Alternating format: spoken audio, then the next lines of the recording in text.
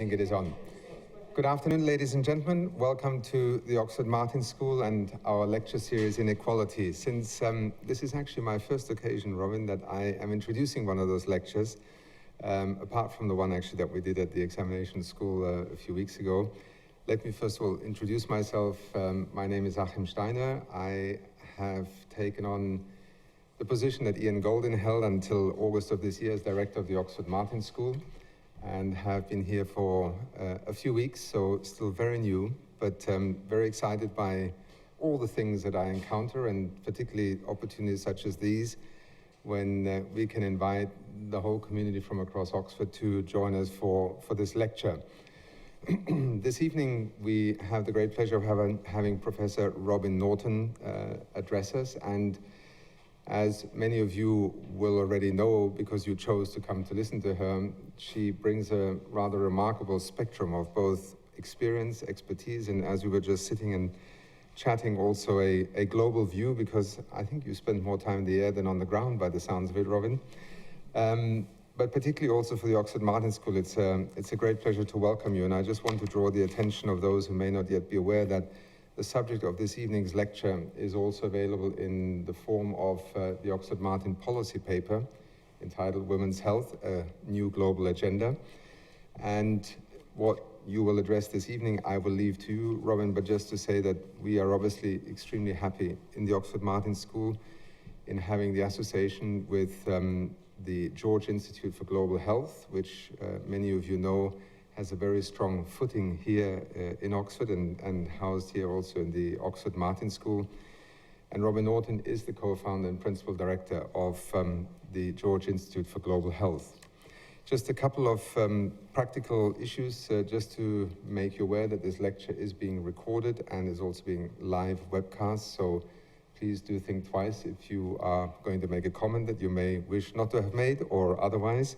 But also, more importantly, at the end of this lecture, we will be very glad to welcome you for a drinks reception just next door in our cafe here. So without any further ado, Robyn, it is my great pleasure to welcome you. Thank you.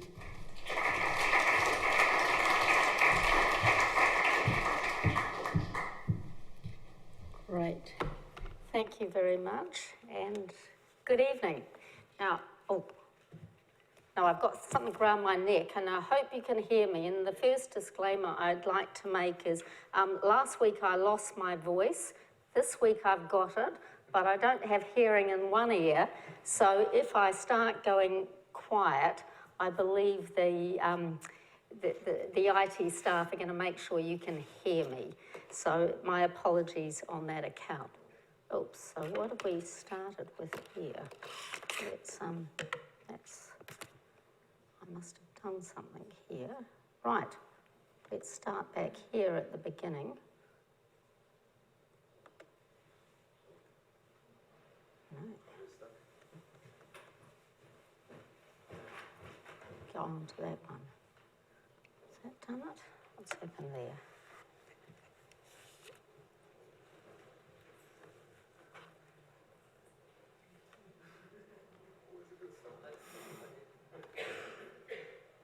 Right, we're back at square one again.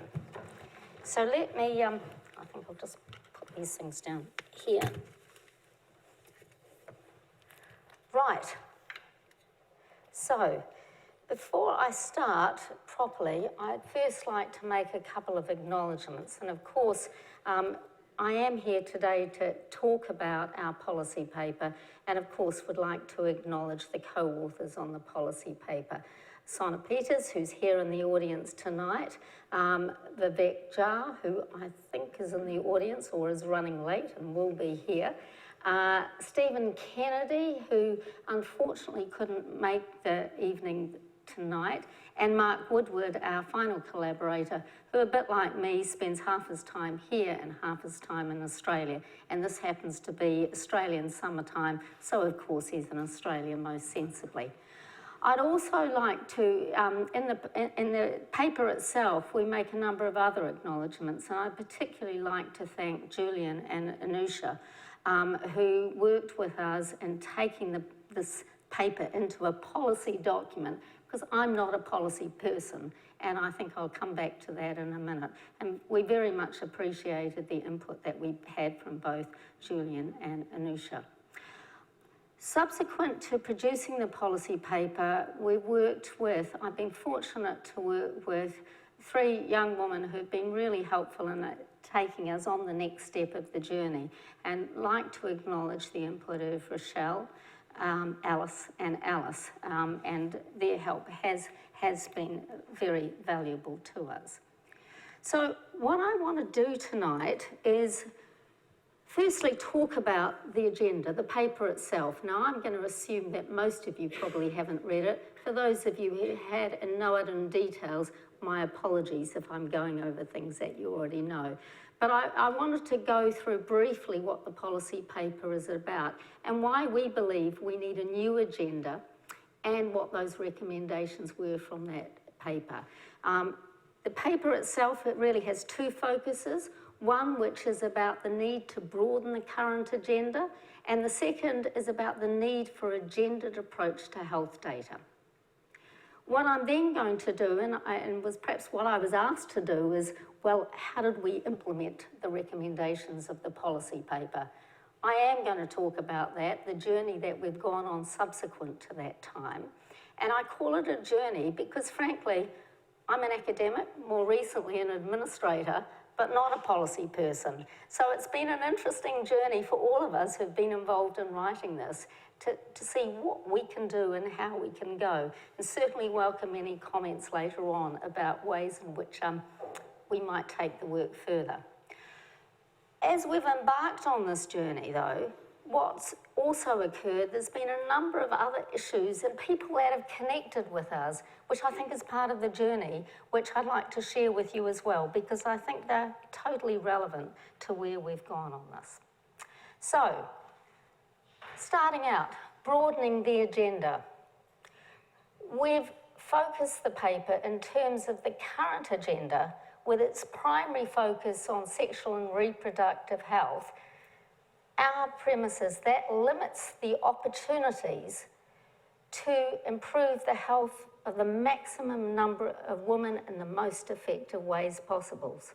And frankly, it's quite discriminatory and excludes those women who do not have children and those women who are no longer of reproductive age.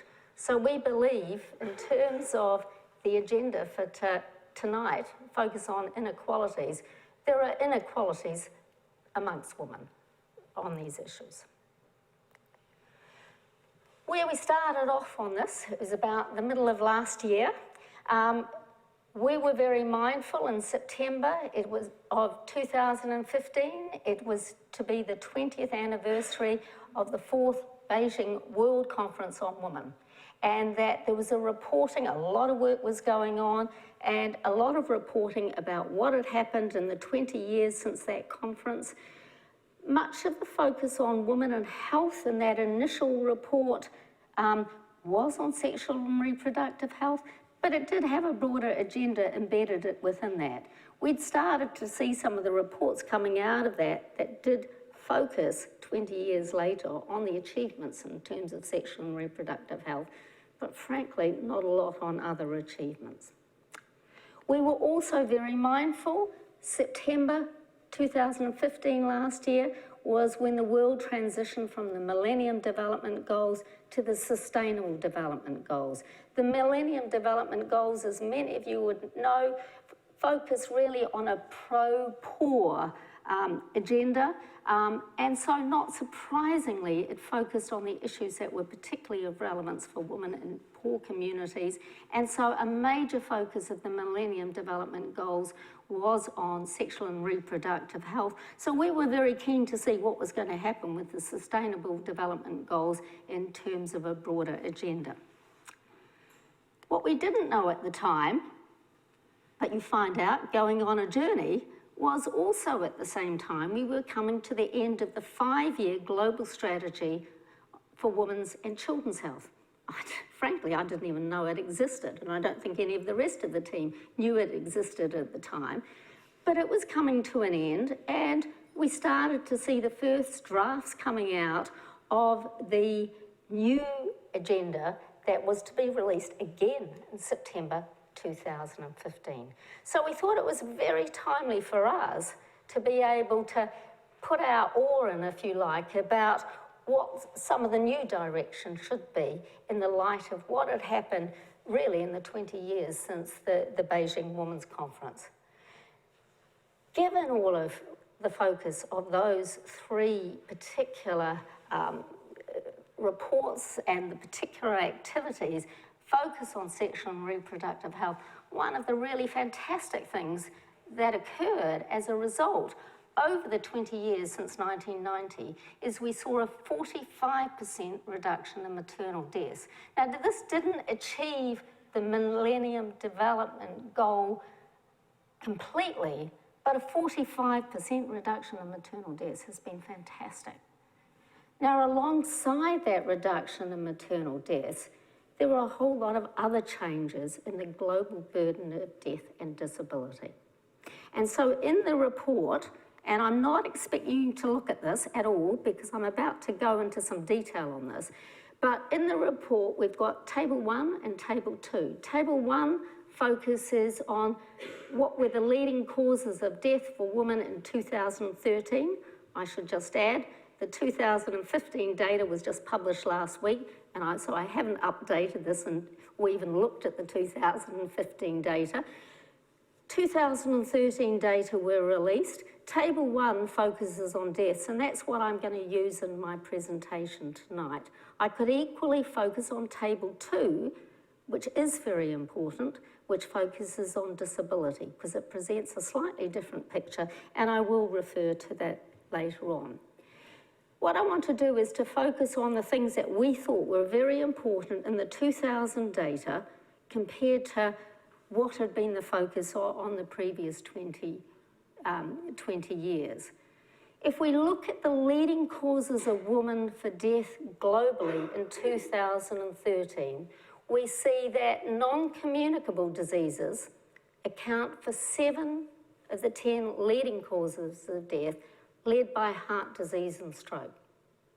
If you add in diabetes and hypertensive heart disease, cardiometabolic conditions account for 4 of the 10 leading causes of death for women. Importantly, respiratory conditions account for 3 out of 10 of the leading causes of death, and notably, lung cancer is now the leading cause of cancer death for women. Arguably a reflection of the focus on sexual and reproductive health, and in particular the focus on improving outcomes for breast cancer. Importantly, 2013, we've seen Alzheimer's disease is now the 5th leading cause of death globally. If we look particularly at the UK, we see that 9 out of 10 of the leading causes of death for women in the UK are non-communicable disease. Cancer accounts for 4 out of 10.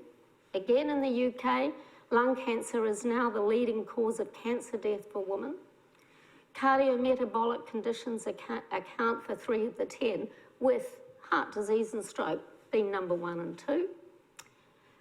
Respiratory conditions, even in this country, account for 3 out of 10, and Alzheimer's disease, the 3rd leading cause of death for women in the UK. If we turn now to look at the developing world and low and middle income countries, not surprisingly, non-communicable diseases are important, but equally as important is infectious disease. Low and middle income countries have that double burden of both the so-called new diseases, the non-communicable diseases, as well as the old diseases, infectious diseases. But you still see in low and middle income countries, stroke and heart disease, slight swap around, but stroke and heart disease are leading causes of death for women in low and middle income countries. Cardiometabolic conditions overall count for 4 out of 10, and respiratory conditions for 3 out of 10. Now, I've chosen next, the last slide in this series, is to focus on India, because I think India is a country where, frankly, while increasingly it's starting to be considered a middle-income country rather than a low-income country, arguably the number of individuals living below the poverty line in India is one of the greatest concentrations of people in poverty in the world. So even in a country like India, non-communicable diseases now account for 7 out of 10 of the leading causes of death, led by heart disease and stroke. Cardiometabolic conditions overall account for 4 out of 10, and respiratory conditions account for 4 out of 10 of those causes of death. As you'll see, chronic obstructive pulmonary disease is number 3 in terms of the leading causes of death.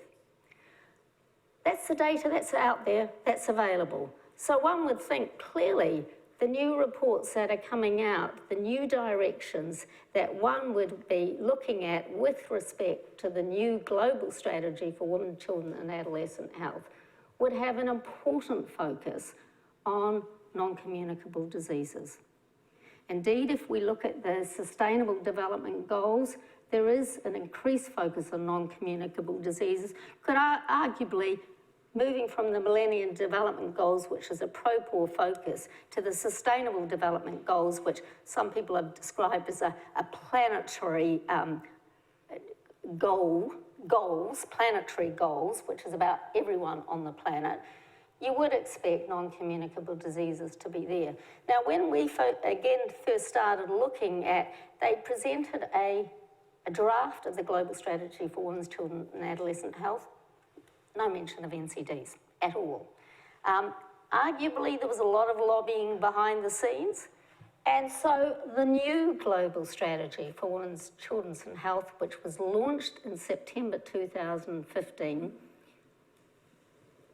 had a focus. Now, again, I'm not expecting you to read this, but I'm just going to highlight what the key issues were there. 3 focuses on the global strategy: survive, end preventable deaths, thrive, ensure health and well-being, transform, expand enabling environments. Now, as you'll see, there's a number of key focuses that strategy is all about. Here, reduce by 1/3 premature mortality from non-communicable disease and promote mental health and well-being. That is consistent with the Sustainable Development Goals around NCDs. There is also one here around substantially reduced pollution-related deaths and illnesses, arguably around those respiratory conditions that I'm talking about. But that's it. And frankly, I'd have to say, looking at it from my perspective, it's lip service. It's in there, but it's lip service. And then when you look at what happened in September 2015, when governments all around the world came to talk about, celebrate the 20 years plus post the Beijing conference to launch this report, the rhetoric from government leaders was almost entirely around continuing focus on sexual and reproductive health, with virtually no mention of non-communicable diseases. So frankly for us, the recommendations that we made were made in the light of seeing what had gone on before, and in light, we were finalising the report just as those September 2015 meetings were being held. So our key recommendations were that global and mostly multilateral organisations like the UN organisations, WHO, they need to recognise, promote and allocate resources to address the leading causes of death and disability for women, particularly non-communicable diseases, because they weren't in there. And I should just add in here, because as you know, I've just given you that table 1, focused on table 1. Table 2, which is on disability, really highlights the importance of mental illness. It also highlights the importance, particularly of musculoskeletal conditions.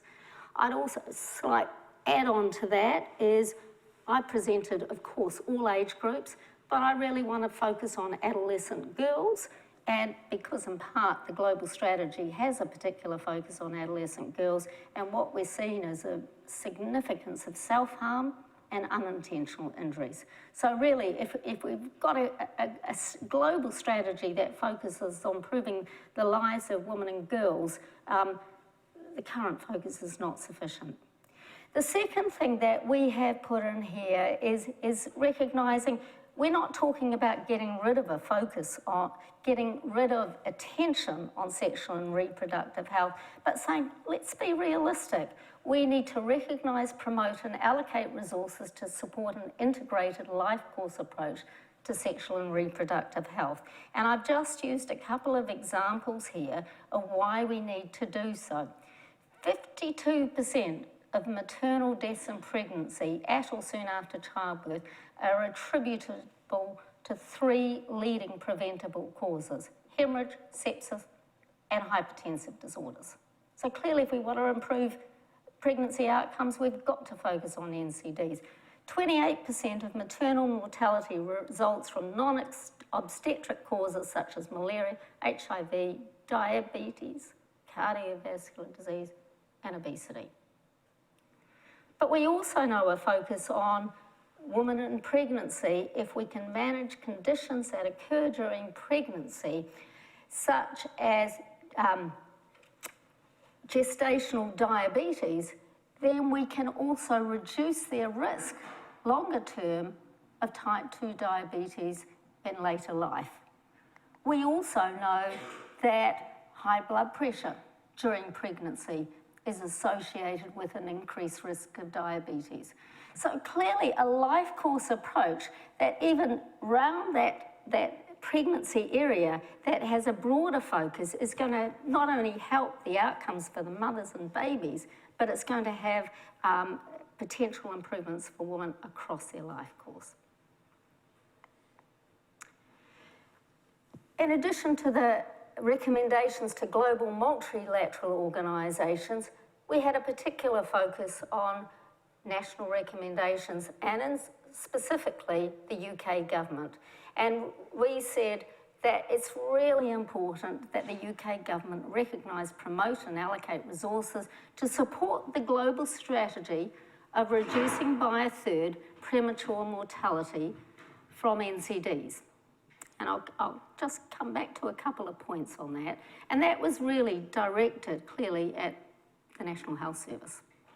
The second point was more a focus on government funding for international aid. And we said it's really important that we start to recognise, promote and allocate resources to address a broader health agenda in low and middle income countries, whereas most of the DFID funding at the moment has had a focus again on sexual and reproductive health. Now, coming back to the idea of what's happening in the UK. Now, I know this could be flippant, but you go on to NHS, put in women's health, and what comes up? Fundamentally, women's health, abortion, after childbirth, lifestyle, miscarriage, periods, screening and tests, more about women's health, menopause, pregnancy and baby guide, breast cancer, family planning association. Okay, maybe that's a bit flippant of me to say that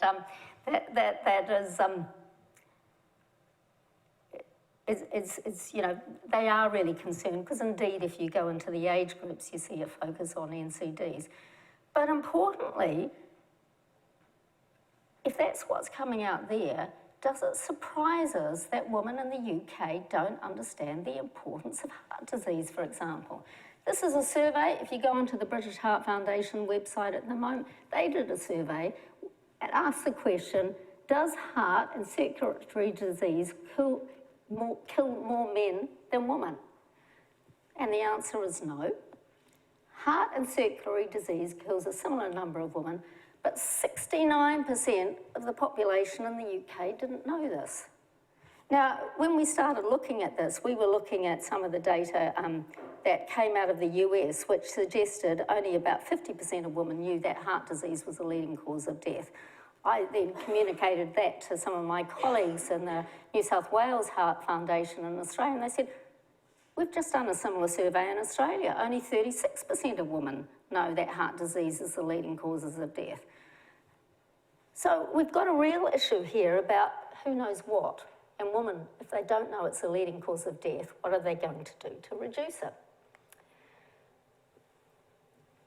What I wanted to, but what is even more important here, and I think this does come back to the stuff about differed, is really this was a fantastic little blog that's up on the MRC website at the moment, based on a blog by Sarah Flood, who works for the Million Women Study here at Oxford, based on research that presented, published recently in BMC Medicine, which shows that women with lower levels of education and living in more deprived areas of the UK are at higher risk of coronary heart disease due to differences in healthy behaviour. Now, any of us who work in this area know that, but that is really important in terms of, we know in this country, inequalities within women, that women, poorer women, are at higher risk. Interesting publication recently that's just come out of the US, showing that women at risk for cardio disease, those who are at highest risk, have the least knowledge about heart attack symptoms. So again, what we have is a situation here is women overall don't know that they're at risk of heart disease. They don't understand the risk. Those who are at the lowest level of the pyramid are the most at risk. Now that really has relevance in terms of differed, and that was one of the arguments I made when we launched the paper with differed, was, oh no, from a different perspective, we're particularly focused on the poorest of the poor. Our response was, hey, you have a fantastic opportunity here. We know what's going to happen as low and middle income countries growth. The demographic change is going to be fast, as you can see. NCDs are there. At the moment, it's probably affecting more those in the higher, the wealthier echelons of those communities, but the change is going to be dramatic. And the double burden is such that we really should start focusing now. We've got an opportunity to prevent, not just wait till it happens. I'm not convinced that they were convinced by what I had to say at that point in time.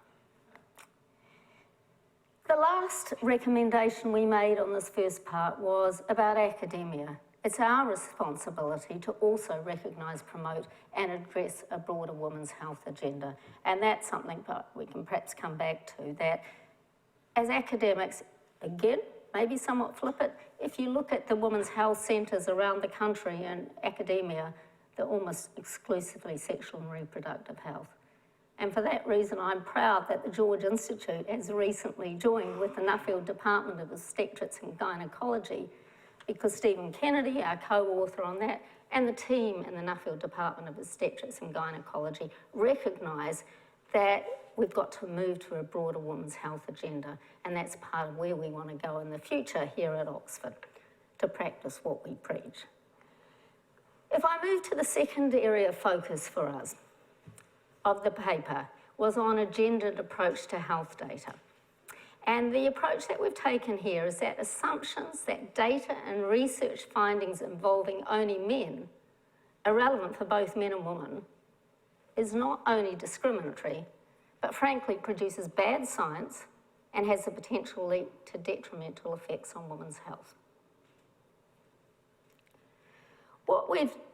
What I want to do firstly is just look at some definitions, because even in the team as we were working on the paper, we were, again, because we were novices in this sort of broader area in a sense, sex, biological and physiological characteristics that define women and men, or male and female. Gender, socially constructed roles, behaviours, activities, and attributes a given society considers appropriate for women and men. So when we're talking about a gendered approach, which is what we're recommending, we're referring collectively to the use of sex and or gender disaggregated analyses. Effectively, sex disaggregated analyses enable the identification of biological differences between women and men, whereas gender disaggregated analyses facilitate the identification of disparities between men and women that relate to the impact of social, cultural and economic factors. What we argued in the paper And we use work primarily that Sonna and Mark, the co-authors, have been leading here at Oxford, as well as other people around the world. But we know from doing those sorts of gendered analysis here, we've been able to identify, addressing heart disease in particular, that there are different presentations. Women are more likely than men to develop stroke than ischemic heart disease, and are more likely to develop this at older ages compared to men. We also know that the data that we have, that women are less likely to receive pharmacological treatment for risk factors or to be referred for diagnostic and therapeutic procedures compared with men. And from a lot of the work that Mark and Sonna have done in particular, we know that women are impacted more by smoking and diabetes than men in terms of their relative chance of heart disease and stroke.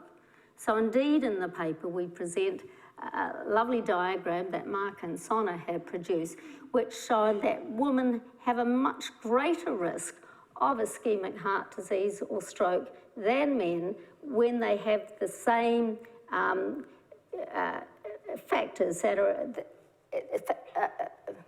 when they have the same conditions. So let's take, for example, this one here that we refer to, with men and women with type 2 diabetes, women have a 45% greater risk of heart disease than do men.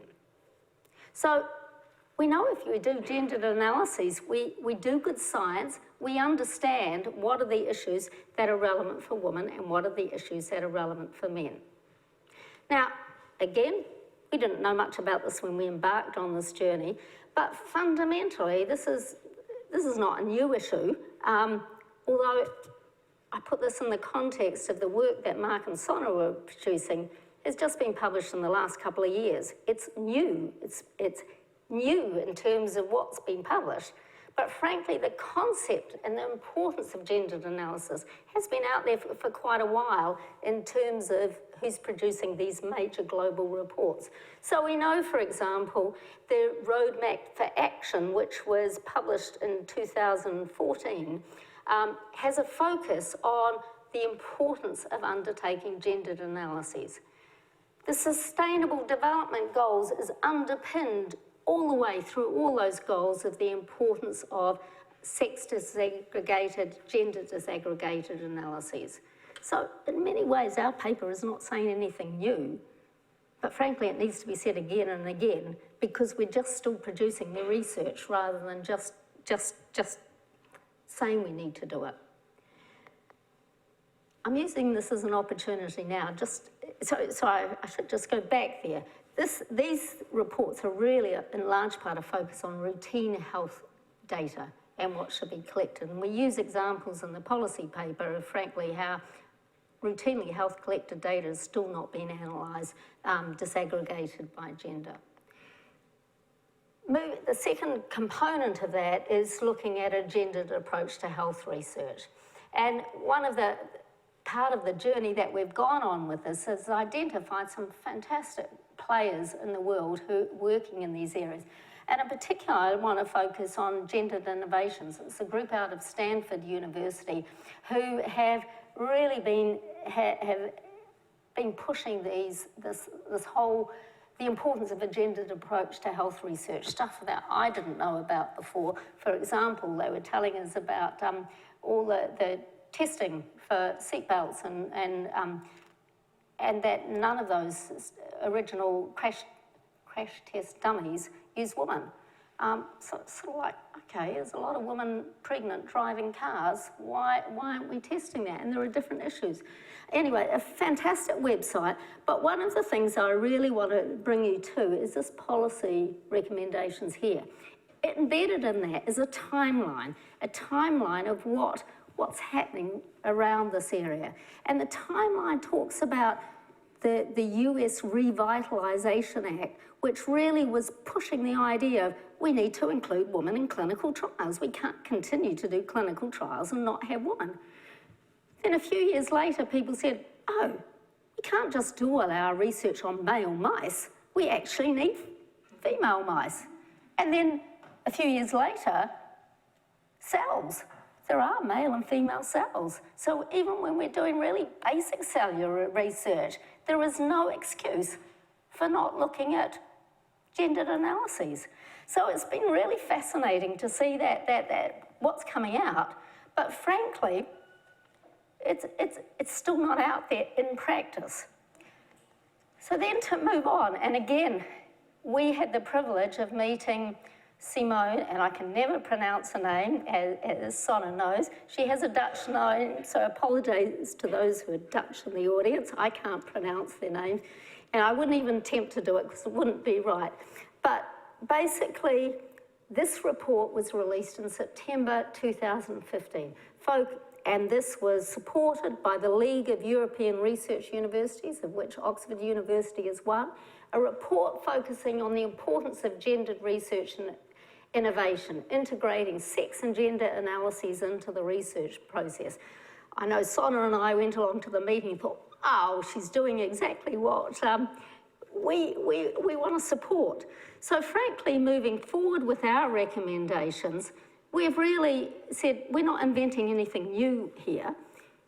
To governments, to the global organisations, to the UK government, consistent with the WHO Roadmap for Action, we need to promote, produce and report gendered analyses of healthcare statistics.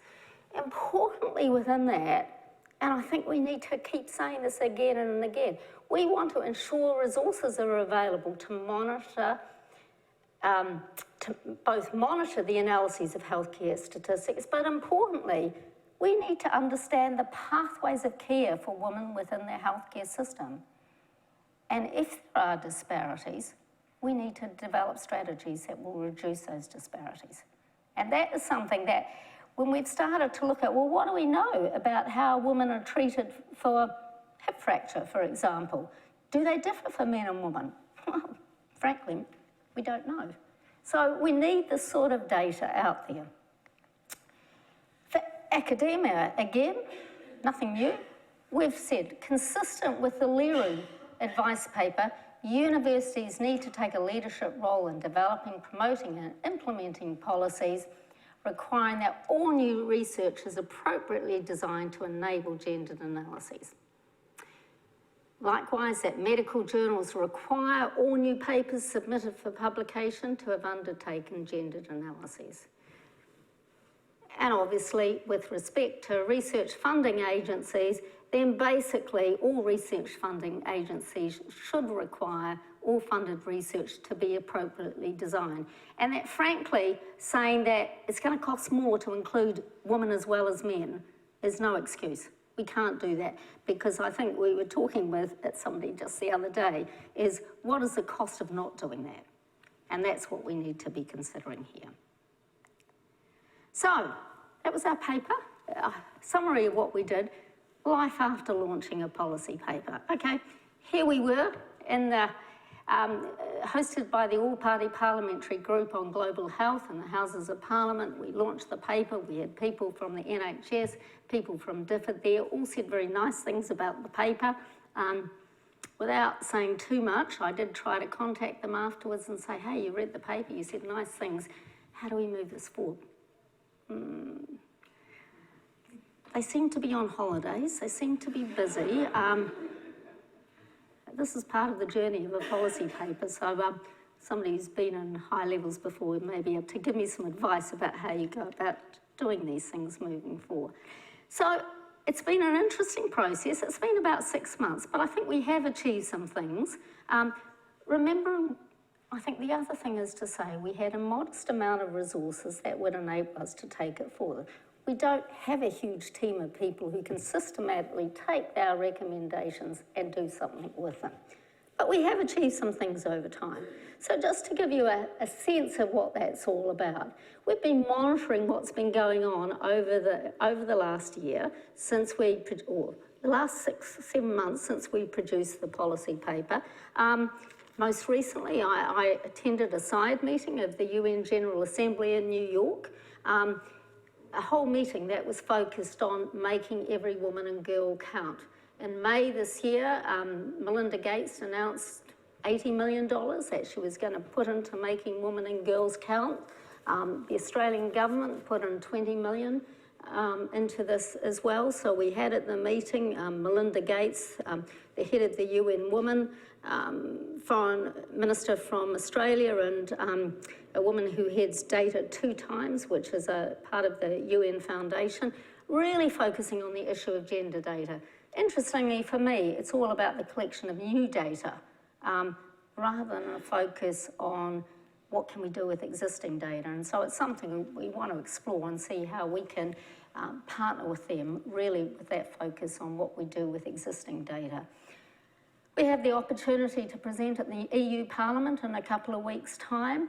And Nigel Crisp, who hosts the all-party parliamentary group on global health, when I went back to Nigel and said, I can't get anything out of NHS or DFID, he said, okay, well, I'll raise a question in Parliament. So we believe that's going to come up in Parliament, and he's going to say to them, okay, how are you all addressing the recommendations in the report?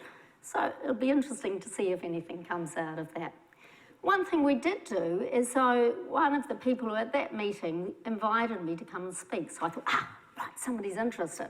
Went back to her from Public Health England. So we sat down with them and said, look, you were interested in the paper, interested in doing something with us about this. And they said, look, our focus, not surprisingly, given the data that I showed you before, is older women. And our particular focus is dementia. And I said, so have you started to think about what are the gender implications of the work you're doing? No, we haven't. So we said, well, maybe that's something, maybe that's something that we can assist with. And it was very fortunate that just immediately prior to that, now again, you don't need to look at this, but Sonna and Mark were involved with a collaborative group that started to show that if we look at the risk of, for those who have diabetes, have a higher risk of dementia, and that risk is even higher in women than in men. That's what the data's starting to show. So we were able to talk, well, we don't have, other than, of course, this expertise, we don't have the expertise in dementia. We have the expertise in thinking about what do we need to know, what should we know, and what are the implications of that for management in dementia. So something we're starting to work with Public Health England on. The other thing we've done in addition to really, which is global and UK stakeholder follow-up, is again, it's practicing what we preach. And frankly, we've said academia needs to get into this area and do things. So one of the things, again, as a result of our association with the Nuffield Department of Obstetrics and Gynecology, we're looking at how do we look at integrating acute maternal care with long-term management of non-communicable diseases. So a particular piece of research that we're trying to focus on in collaboration with our colleagues in India. We're also, coming back to the gender data stuff, we're very focused, and given the expertise that Mark and Sonna and others have here in Oxford, we're looking at how do we use some of the existing data sources that are available globally to better improve health outcomes for women. And I'm really sorry, Sonna, but I had to show this, and I think this is fantastic. Just within the last month, Sonna's been awarded a significant grant from the British Health Foundation to continue the work that they've been doing, investigating differences between women and men and how diabetes affects the risk of heart attack and stroke. So we're practicing what we preach here. But beyond what we've been doing in the UK, Vivek, who's here, who's there, who is co-author on the paper and executive Professor of Nephrology here at Oxford, but also Executive Director in India. We wanted to take what we've been doing with the policy paper and say, well, what does this mean globally? So rather than just produce a policy paper and assume that what we'd said here would be relevant for India, we thought, let's have a discussion with key players in India and say, are the recommendations we're making, are they relevant for India?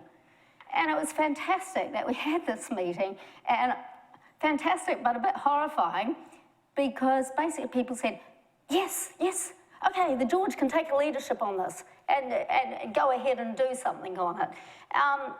Which is brilliant, that people realise this is a very important issue, that we need to integrate the sexual reproductive health agenda with NCDs, that we need to do the gendered analyses. And as a result of the roundtable that was brought together, Vivek and his team put together a policy paper that came out in May this year, which was really building on the work that we'd done here in Oxford, but integrating the issues that are relevant in India.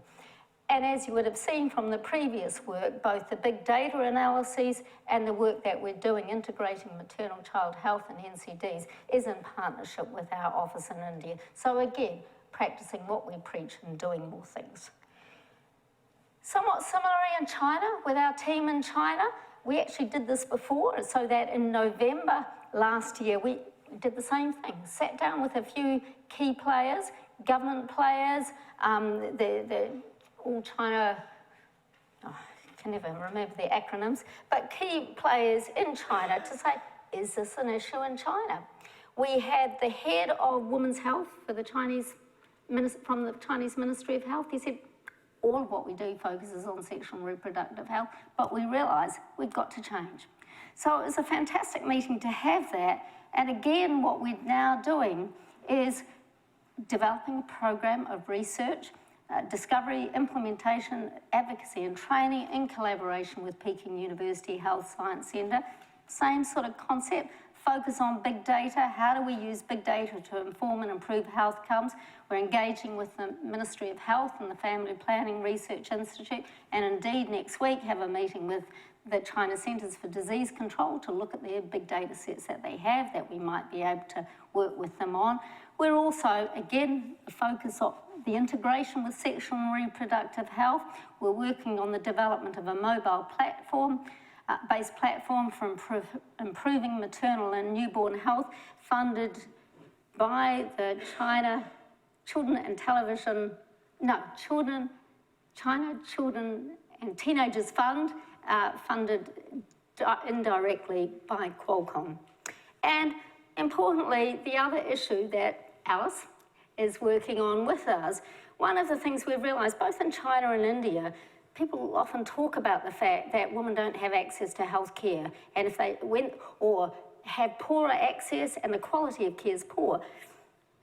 So we're doing some systematic reviews. We want to know, is this true or is it not true? Because you can't just say it. And I think people in India in particular always say women do it. But we need to have the data. So we're working with the teams here to actually start to produce the data there. In Australia, now only those who are in Australia will recognise the person in this photo, but this is the UK government, was the UK government's representative in Australia, the Governor-General of Australia, Quentin Bryce.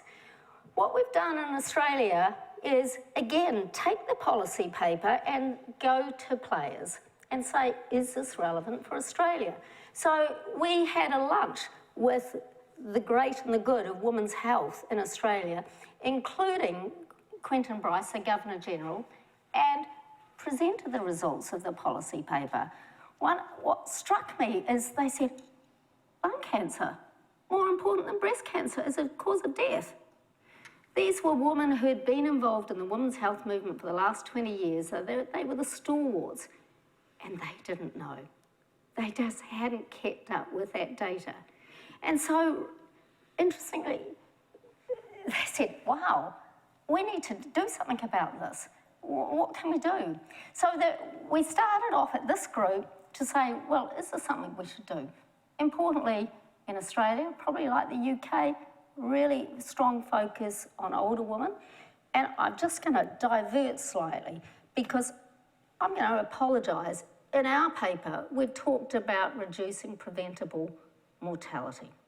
And when I was at that new General Assembly meeting, I sat next to somebody beforehand who was from the American Association of Retired People. She said, you know, the Sustainable Development Goals really don't care about older people. If you're over 70, it's all about preventable mortality. We don't get a seat at the table. they're a very strong lobby group in the US, and they spend a lot of time saying, you know, this is discrimination. Older people are not included in the Sustainable Development Goals. And I thought, yeah, that's true.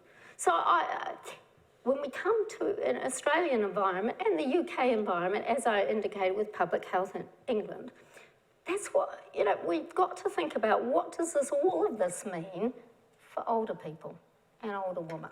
So just to divert on that. But in Australia, we have a fantastic group of researchers who are again moving to practice what we preach. But beyond that, just as an example, again, earlier this week, I was on the phone to a major global foundation who are saying, we think this is really important stuff. We want to look at how do we support a think tank activities in Australia. Now, because they're global, I think we should try and get them to support some of the things that we're doing in the UK and in India as well. But there is interest in this area, and I think that's the key point I want to make out of that. Right, excuse me. So that really has been our journey so far. We've had some successes. We've had some not so successes. And we're moving forward, we're learning how to do these things.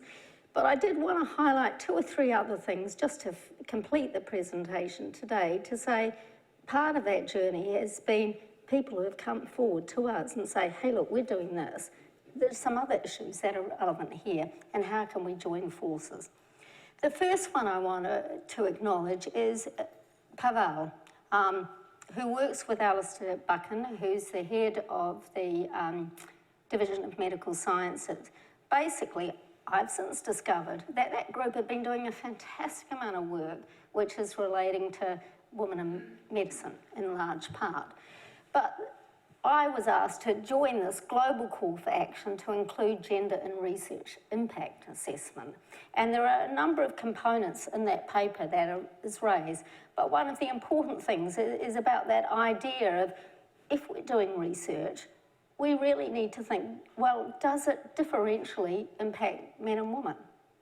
And I thought I would just use this, which came out to show I'm not just focused on NCDs, but the currency at the moment being Zika and Ebola. This was a piece in The Conversation just this week based on a paper that was in Chatham House's International Affairs, interestingly, and I didn't do it on purpose, written by 2 Australian women, which, if you can read down there, we found less than 1% of published research papers around the time of both outbreaks and that related to the outbreaks actually explored their gender impact. Research that examines the gendered inequality of public health emergencies must be conducted to inform future international experiences. I think very telling, very telling.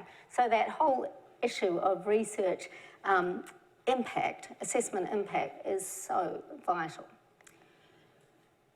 The other issue that clearly pervades all of this is women in science, technology, engineering and medicine. And in the UK, that has been at the forefront. The Athena Swan is about how do we promote women in the university environment. And frankly, at the moment, Australia is learning from the UK experience. And Jane Latimer, who is our Principal Research Fellow, Professor of Musculoskeletal Medicine, a member of our Gender Equity Committee at the George, and recently appointed as visiting professor in Nuffield Department of the Musculoskeletal Department, all these acronyms I can never remember. But Jane was recently invited to present at the APEC meeting, this Asia Pacific Economic Cooperation meeting on women in STEM, which the point she makes out here, in Australia, more than half of PhD students in earlier career researchers in STEM disciplines are women, yet women comprise only 17% of senior scientists in research institutions. Now, fundamentally, those findings are not too dissimilar to what you'd find here. I would suspect, and Vivek, correct me if I'm wrong, if you're looking in China and in India, those percentages would be even more dramatic in a negative way. So this whole issue of women in STEM is really clearly vital. And the last issue I just want to focus on that we've come across recently is basically what we've talked about is we do know there are gender differences. So one of the individuals that we met said recently she'd been speaking to medical students at one of the London universities and said, what do you get taught about gender differences in the medical school curriculum? Hardly anything, hardly anything. So I've then been linked in with people through Stanford, for people in Berlin who are doing a whole lot of work in this area. There's a lot of work now in the US around sex and gender medical education, a lot of work being done in Europe. I've gone back to people here and said, well, what about the UK? I got a bit of fudged answer the other day, so, but frankly, it's a call for you out there who are involved in this to say, how do we move this agenda along in the UK? So that really was the last, the end of my presentation, bar one. Now, I just don't want to close this at the moment. And really just, that's giving you a sense of our journey as we've gone along with this. We think there are some real issues here which relate to inequalities, and inequalities for women, within women if you like, but also inequalities between men and women that we believe that we should change over time. I'm going to end here by just putting up one last slide that I think sort of perhaps sums up some of these issues. And again, it's an Australian example. I'm global here, but be it a UK example. In August of this year, there was a letter or an article in the Sydney Morning Herald by this woman, Briony Scott, the principal of a private girls' school in Sydney, Australia. And I'm just going to read out part of what she said there. This time a year ago, I stomped grumpily into the local GP's office to get a cough checked out. I'm a great supporter of the Stoics and consider it an affront to have to visit a doctor. I was ordered to have a chest x-ray and immediately sent a blistering text to my husband. If you ever needed evidence of rampant over-testing by the medical profession, this is it. Turns out I had a whooping cough, an occupational hazard for those of us who work in schools. I also had lung cancer. She's 52. Currently, 1 in 3 of us will get cancer at some point in our lives. I just hadn't expected it to be me. And lung cancer? Really? I don't smoke. I spent my life telling teenagers not to smoke or do drugs. What I didn't know is that lung cancer kills more women than breast cancer, with a 15% chance of survival compared to with 90% for breast cancer. Lung cancer accounts for the highest number of deaths from cancer in Australia, and the fastest growing rate of diagnoses is young women who have never smoked. Unfortunately, because we don't approve of those who smoke, we only provide 5% of cancer funding to find a cure, the perfect storm. So, high income country, high socioeconomic woman, what are the chances like for women in low income countries at the bottom of the heap? I rest my case. Thank you.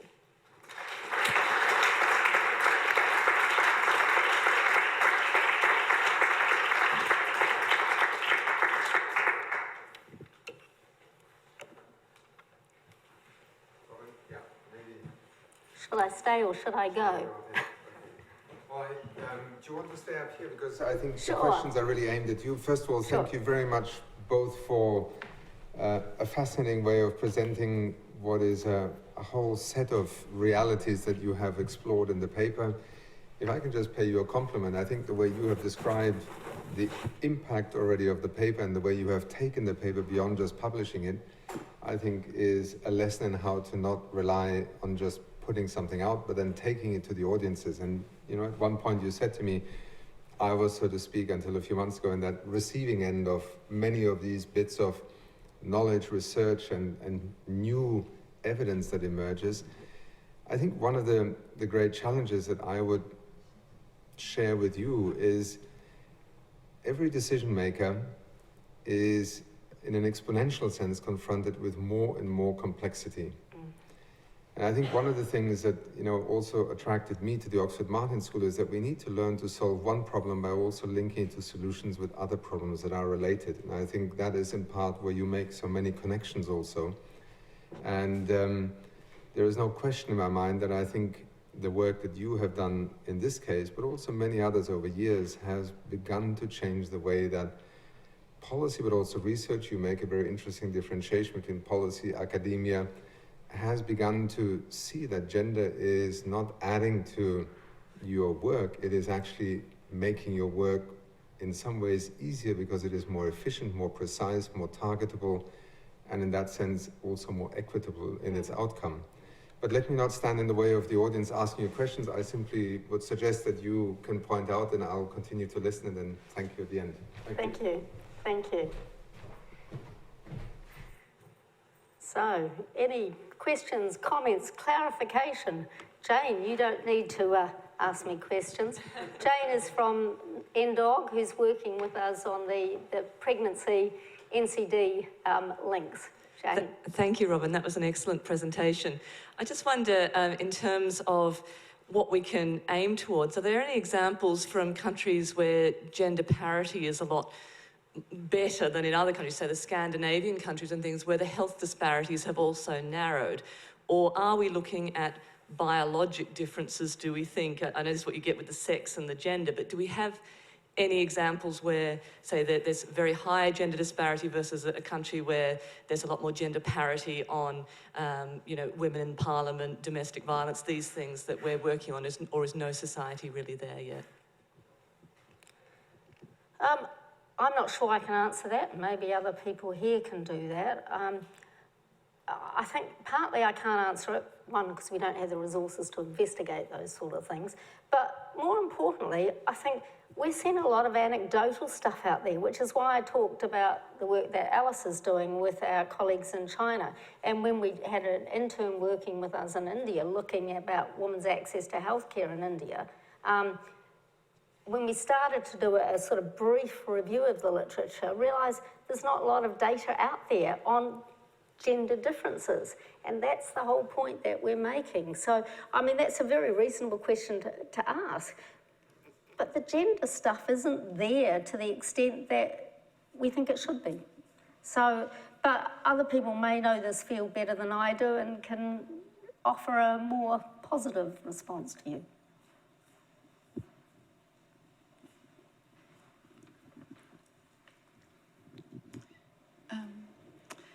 I've been working in cancer care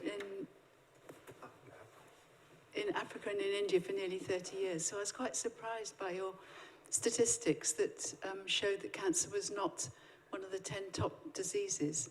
And I think... in India? In India and in Africa actually as well.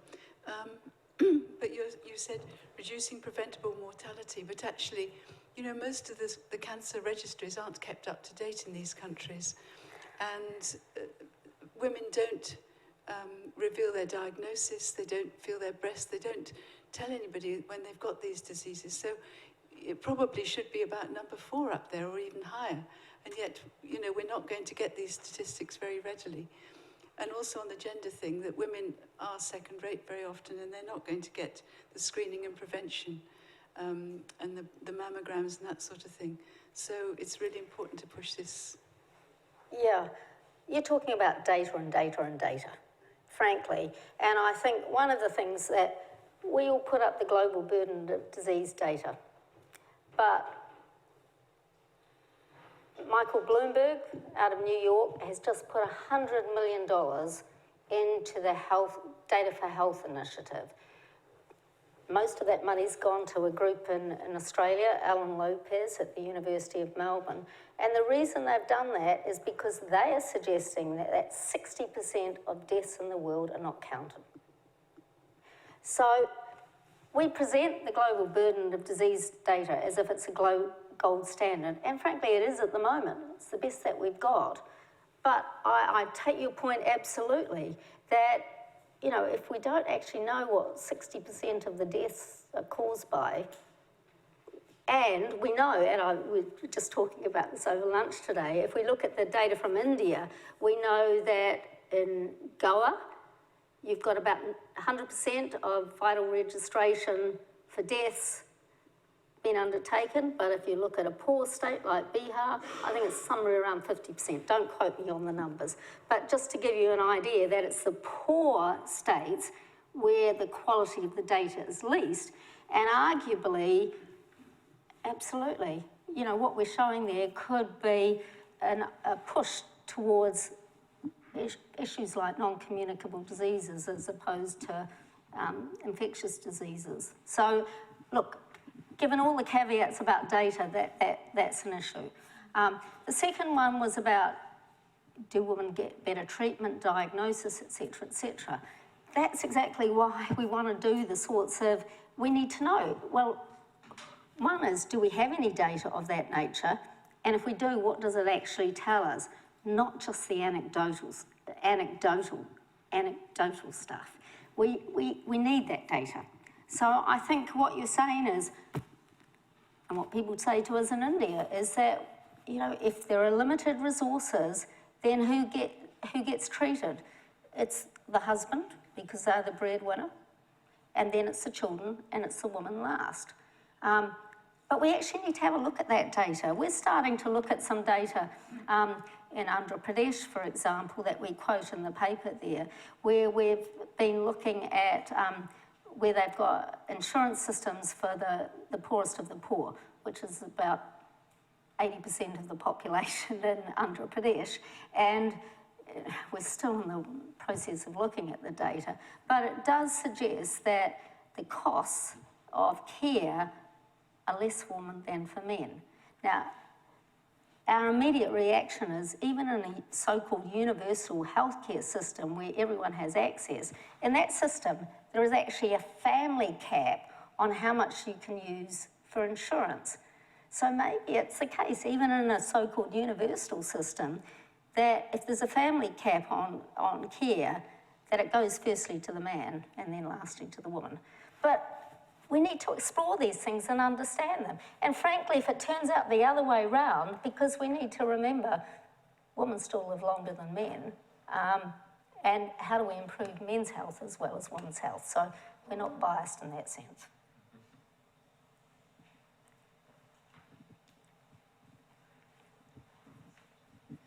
Meera Lal, thank you very much for your interesting lecture. I just wanted to add to this discussion. I am an obstetrician and gynecologist with a difference. I did a PhD to understand the biological, psychological, and social aspects of health in women. And in my study, I also found out that these non-communicable diseases were important, because I saw 300 women, and it was not just a clear case of a menstrual bleeding. They had other problems as well. So the biological aspect, along with the psychological influence of the problem, and the social aspect in helping her to heal, was taken into account. I have also been to India. For 2 years, they have been inviting me to teach in different parts. And I've been to Calcutta, Delhi, and Surat, and Mumbai, and Madras. What happens is that in different areas, the cultural aspects are different, healthcare is different. And when you pick up a certain area like Goa, it could be very different from, as you said, about Bihar. What we can do is just, I think we are dipping into the morbidity of all these diseases. And I think it's a long way to go, but I think you've done the initial start, and I'm grateful about it. Because in China, I went to Nanjing, I didn't go to Peking. And they've got different health systems and different needs. And I think what you are doing will advance the health care in these places because you're looking at a wider perspective. So again, thank you very much, and I was really interested in coming to this meeting because Oxford University is publishing a book, which I'm editing next year, which is looking at the wider perspective of health, including obesity and cancer, obesity and other problems which are affecting British populations quite early. So there's a preventive aspect to this as well. So thank you very much. Thank you.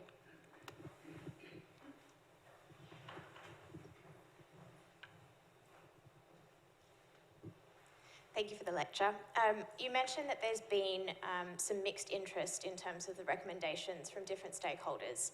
And I was just wondering if anyone in your team has started looking into how the varied interests and possibly conflicting interests of different stakeholders can and will impact on the implementation of your recommendations. Look, and no offence to the obstetrician gynecologists in the room, you know, it's really been interesting.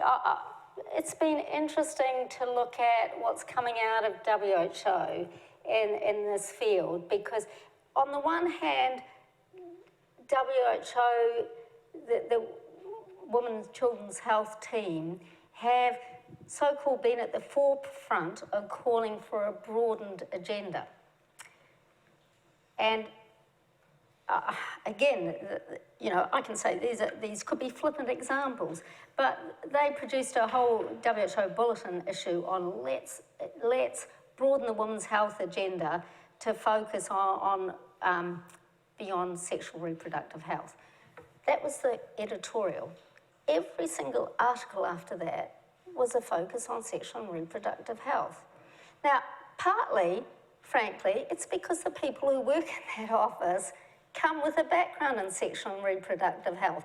So that is sort of a vested interest that, you know, and I don't mean that unkindly. You know, it's what they know, and so that's what they produce. But that's why our approach is to say, well, okay, how do we work together? You know, it's not about saying, you guys, you're doing it the wrong way. It's about saying, okay, this is where the expertise is now. This is where Ban Ki-moon is going at the moment. You know, he's right behind the women's health agenda. The partnership on newborn health, there's a huge amount of work. There's a big global financing facility that's focused on improvements in women's health. Frankly, all those are focused on maternal health. So let's not get too upset about that. Let's look at how do we work together. And that's what we're trying to do on that. And I think that, yeah, of course there are always vested interests, but we've got to find where's the common ground that we might be able to move forward on.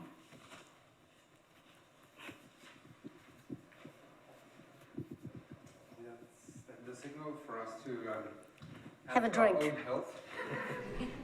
Robyn, just while you're here, can I ask you one more question? Because one of the things that strikes me, and having worked very closely with Margaret Chan, who is the Director General of the World Health Organization, an international organization in this day and age is constantly, yes, sorry, I need to have a microphone, is constantly under siege, in a sense, by, first of all, a community of professionals and academics who have a particular set of priorities that need to have the attention of an international policy system. So maternal health, reproductive health, sexual and reproductive rights alongside have, you know, 15, 20 years ago been outside the purview. So I was very glad when you showed the impact of the attention and therefore the logic of why it's worthwhile doing what you're doing, because that's that graph that took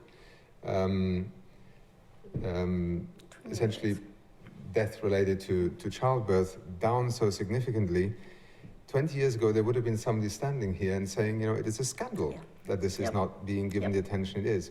So my question to you would be something that you just alluded to. It's not that, you know, reproductive health is a distraction or it should be in competition to non-communicable diseases.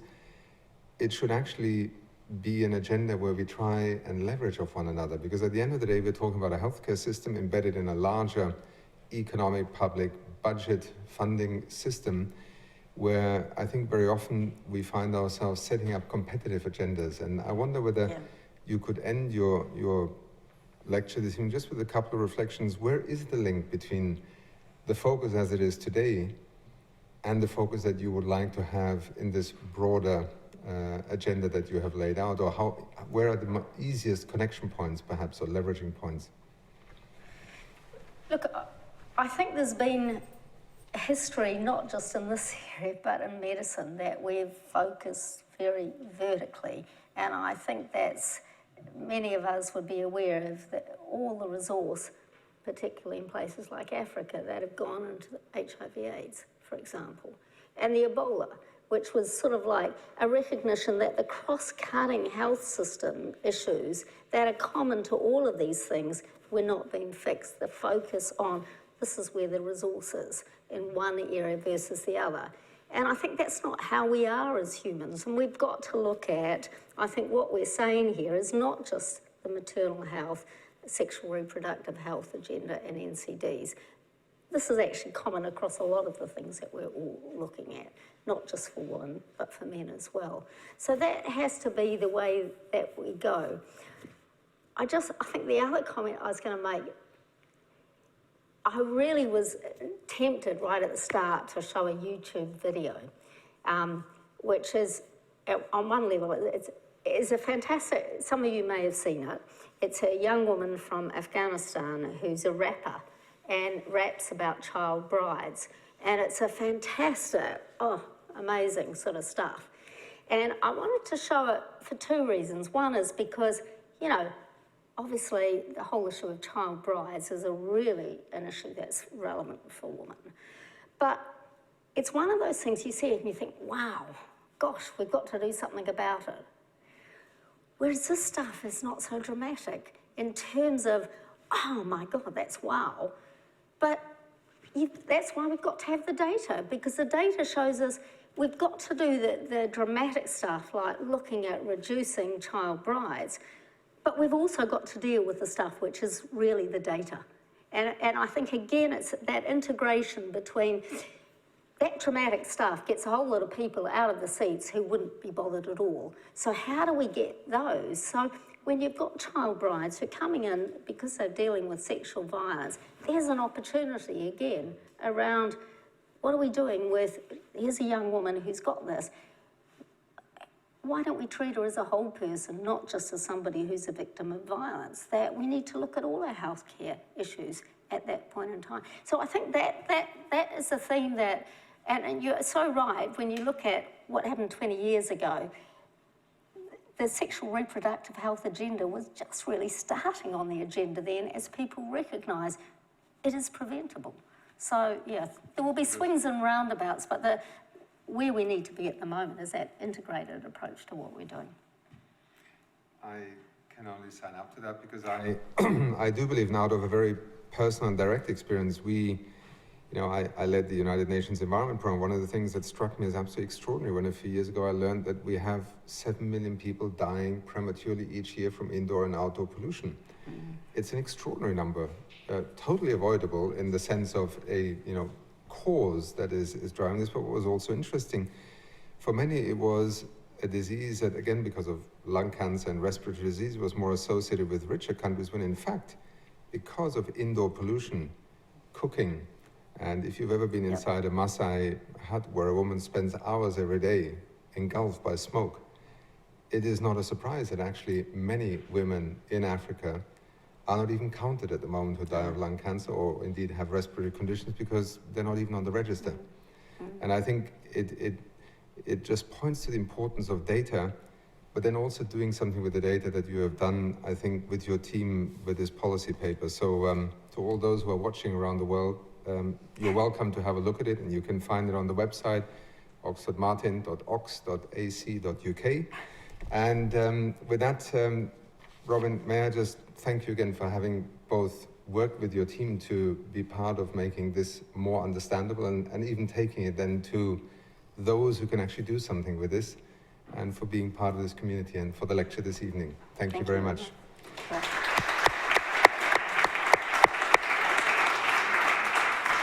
Just a final announcement, if you allow me. The next in our lecture series will be next Thursday, the 3rd of November, again at 5 o'clock here at the Oxford Martin School. It will be about skills, education and work in the digital age, part of the Inequalities series, and the lecture will be held by Dr. Craig Holmes, the Senior Research Fellow at the Institute of New Economic Thinking's Employment, Equity and Growth Program. And then the next lecture, not on Thursday, but on Friday, the 4th of November, will be a joint event with the Oxford Poverty and Human Development Initiative, Monitoring Global Poverty, a panel discussion with Professor Sir Tony Atkinson, the senior researcher now at the Institute of New Economic Thinking in Oxford, on monitoring global poverty and the recent report of the Commission on Global Poverty that was chaired by Sir Tony Atkinson. 4th of November here at the Oxford Martin School from 3 to 6 p.m. And I read here that again you will get drinks, so this is obviously part of the enticement, but the content I'm sure will be much more. Thank you very much, and you're all invited next door for a drink and then further discussions this evening. Thank you for coming.